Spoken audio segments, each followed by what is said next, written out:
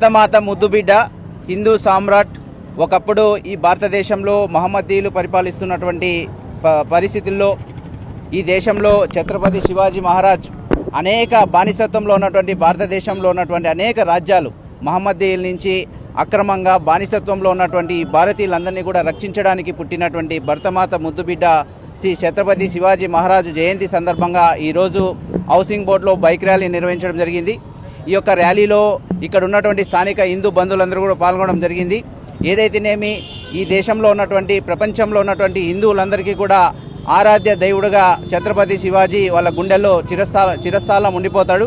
అయితే ఇప్పుడున్నటువంటి పరిస్థితుల్లో ఇప్పుడున్నటువంటి చిన్న పిల్లలకు కానీ లేకుంటే ఈరోజు ఉన్నటువంటి సమాజానికి ఛత్రపతి శివాజీ యొక్క త్యాగాలు, ఈ దేశంలో హిందువుల కోసం ఆయన చేసినటువంటి త్యాగాలు ఈరోజు సమాజానికి స్కూళ్ళల్లో కావచ్చు లేకుంటే దేవాలయాల్లో వివరించాలి. వారి యొక్క జీవితం తెలిసినప్పుడే ఈ దేశంలో ఉన్నటువంటి ఛత్రపతి శివాజీ కేవలం యుద్ధం చేయడమే కాకుండా అన్ని మతాలని ఒక సుభిక్షమైనటువంటి రాజ్యం కావాలని ఆయన పరితపించినటువంటి గొప్ప చక్రవర్తి.